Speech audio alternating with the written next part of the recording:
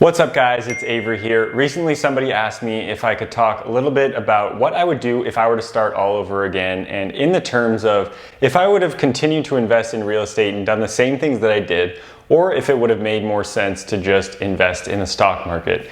And they also wanted me to add a time component to this because obviously both are considered passive income, but investing in real estate is definitely not necessarily as passive as just investing in the stock market and hoping for dividends and just investing for the long term and getting a bunch of return. Investing in real estate takes a lot more upfront work, but eventually can be passive later on. And really interestingly, this morning I watched a video of a YouTuber that I really like, and he was someone who had started investing in dividends, did a lot of great investing, and then he decided to buy his first duplex as a house hack. And the first video I watched about his duplex house hack, and he talked about some of the numbers as well as the renovations he was doing, I knew right away that it probably was going to be a bit of a nightmare deal for him. And he actually today did an update video about it, and it sounds like he is having a nightmare. He's doing a lot of things that are way over his head, and he didn't really understand the costs associated with owning and operating rental property in the first place.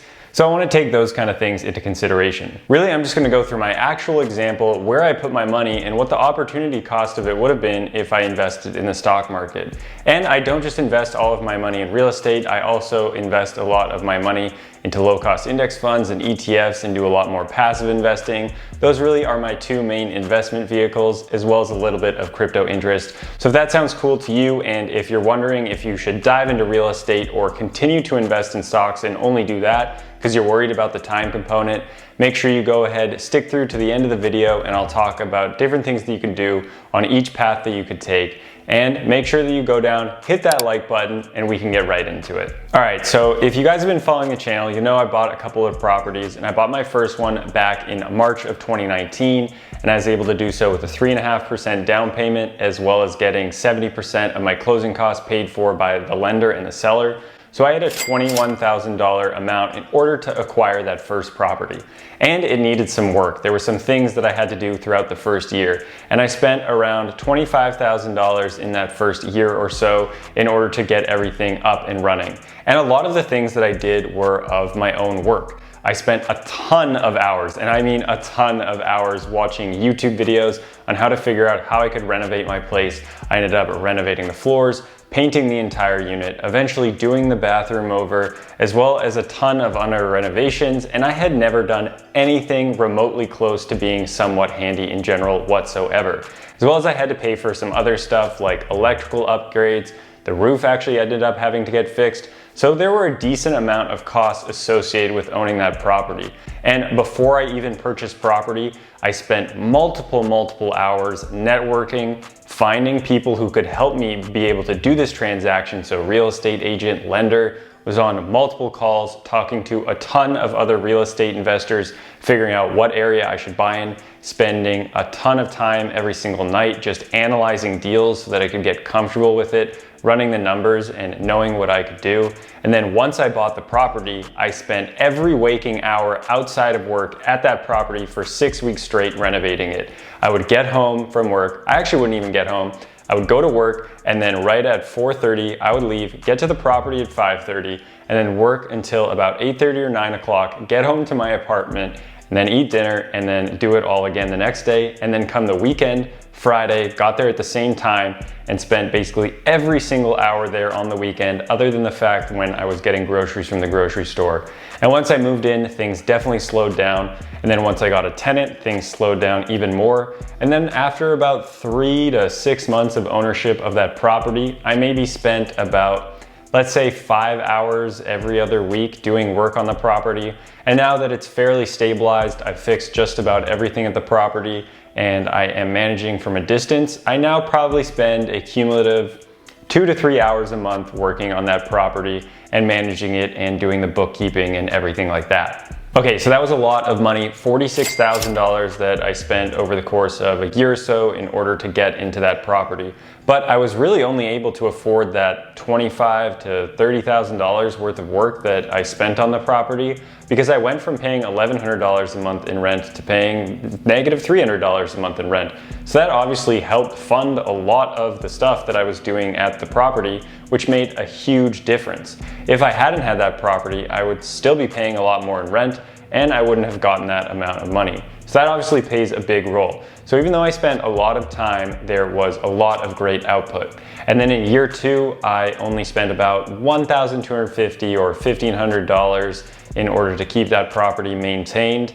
And the property increased from $525,000 to $600,000 that year. And not only did that happen, but the following year I had spent about $15,000 on changing the heating systems, over 40 years old, currently in that year right now, and then had to get them changed out. But that $15,000 actually went down to about 8 or 9 because I got a bunch of money back from the state with rebates as well as credit card points. So let's just call it about $8,000. So $46,000 plus $8,000 is $54,000 that I've pretty much spent on that property to keep it up and running. So that's a lot of money. But now it gives me $1,100 a month in cash flow, as well as worth $700,000 to $715,000, and I only owe $490,000 on my note. So with that spread there, I have about a $225,000 amount of equity, plus awesome monthly cash flow. And honestly, that property could be worth more. My buddy John owns a property, a pretty similar duplex, only about half a mile away from mine, and it was appraised at over $750,000 in value, which is absolutely nuts. He bought it for $600,000 only a year ago. Real estate is crazy like that. But other than that, I also have great tax benefits like depreciation and other write-offs to help me offset some of my other active income, which I wouldn't necessarily get from stocks. So the alternative here is that I could have invested my money into, for example, a low-cost index fund and made it extremely passive. And it probably would have taken me maybe half a day to figure out where I should invest my money. You could do some simple work, maybe read one book like J.L. Collins' Simple Path to Wealth, which I have in the description below if you're interested. And then you would know exactly where you could invest your money. And then you would also have to figure out how to open up a brokerage account. Maybe you use Vanguard. And that's about a day or two of waiting. So overall, not that much work, and then you could just buy those funds every single time you get paid, and then you would be good to go. So if I put that $54,000 in there and then looked at the time period between then and now, that would have given me about a 58% return, because the last couple of years have been insane in terms of growth. And so I would have been at about $85,000, whatever the math is on there. But really, would I have been at $85,000? Just like I said, because I was able to house hack and get rid of my monthly rental payment, I then was able to put a lot more money towards investments. I wouldn't have had that money. So I wouldn't have been able to really do much more than what I was doing from when I was originally saving for that first down payment. So I would have not necessarily had as much money or gained as much money whatsoever. But even in the best case scenario, let's say that I was able to continue saving, did no work, and ended up getting to that $54,000 amount, then I'd still only have about $85,000, compared to that one property alone has given me $215,000 in equity, monthly cash flow, tax benefits, and more wealth than I ever could have imagined. So you can just see there the difference in opportunity cost between if I started all over again and bought the same property, or if I just stayed in the market. But I also ended up buying a really good property because I did a lot of work, talked to a ton of people, and really figured out the game and bought in an awesome market that was appreciating, that had great economic diversity, population growth, and everything that you want to see when you buy a property somewhere. So in my opinion, I really hit a home run on that one. But you could be like that YouTuber that I like and buy a property that maybe makes you feel like you're in over your head and doesn't work out very well for you, could put you in a hole. But you could view that first property as a learning experience, and you might at that time be a little bit lower, but over the course of owning it, I'm sure this person will do just fine, as well as have the knowledge to buy more and more properties, which, as we see with my one example, could be far more lucrative than just investing in the stock market. And that's the thing with this, you can buy more properties, and with that first property, because I was saving so much and getting rent, I was able to fund a down payment for a next property, which I definitely wouldn't have been able to to do if I just stayed investing in the stock market. So now I have 2 cash flowing rentals that have come from some of this hard work, which really isn't too much hard work. And now I only spend about, I don't know, 2 to 5 hours per month doing any type of work when it comes to my rental properties, which is not very much. Now up front, I did a ton. For 3 to 6 months at each property, things were hectic, there was a lot going on. But now it feels a lot more relaxed and passive, even though it's not really that passive. The only true type of passive investing, if you want to be completely passive, is just dollar cost averaging into index funds or ETFs or into a dividend growth portfolio, and then having that pay you out or have gains every single month. That really is going to be the only passive investment that you ever have. But if you're trading that absolutely extremely passive time frame and having all the time you want for doing whatever it is you want with your time and losing out on crazy amount of gains or the crazy amount of gains that I have, then by all means stick with that. But personally, I think there is so much great stuff with real estate, which is why I like doing it and why I think it is a great investment for you.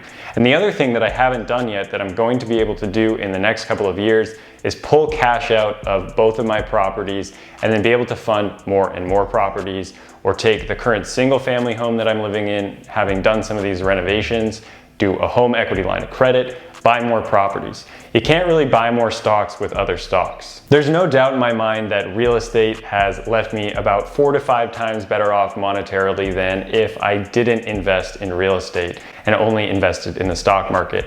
It also allowed me to start this YouTube channel and meet some of my best friends that I've ever met in my life, because it is just like-minded and we think the same way. So if I hadn't done that, I wouldn't have met those people as well as opened doors in other ways. So I'm really grateful and thankful that I started real estate investing, because it has created a ton of new opportunities, as well as allowed me to build my wealth at a pretty fast rate and feel really good about what I've done with my money. So to answer the question in full, if I started all over again, I would do nothing differently, because I'm an absolute baller and I knew exactly what I was doing from the beginning. Not really, I just read about this strategy and it just made me excited and I was passionate about it, so I went ahead and gave it a try. I think it's important that you take some risks in your life, especially when it comes to investing, although this is not advice, this is just entertainment, but I really think it is far more risky for you to not actually take any risks and just stay in your lane, which is what I like to do. I like to take some risks and have fun with it, and if things go wrong, at least I know that I tried, which I think is the most important part. And if I started all over again and only went into stocks and dividend investing, it's very possible that I would be set up to probably retire by about the age of 40, which would still be 25 years faster than the average person. But with real estate that I have, I could technically retire today, and then no doubt I could comfortably retire in about 3 to 4 years when I turn 30, which is 10 years faster than if I just did the stock market and dividend investing. So a lot of that upfront work that I did to learn about real estate investing and networking, is that worth those extra 10 years while you work that corporate job that you don't like? Up to you. To me, I don't think it was, and I found something that I really enjoy, can talk about forever, as you can see, and something that I want to continue doing. I hope this video gave you guys a good understanding of investing in real estate, and maybe you're wondering which path to diverge on, and if you should keep things simple, invest in the stock market, or if you should go ahead, buy that first investment property and really start catapulting your wealth into big things and find that financial freedom. And if you like this video, please go ahead, go down, give me a like. Also hit that subscribe button and turn on those notification bells. I really like talking about personal finance and helping you build your wealth, especially through real estate investing. And if you like me here, go ahead and check me out on TikTok as well as Instagram. I like to make TikToks and Reels about the same kind of stuff and have fun there as well. Thanks again for watching. More wealth is coming your way, and hope to see you guys next time.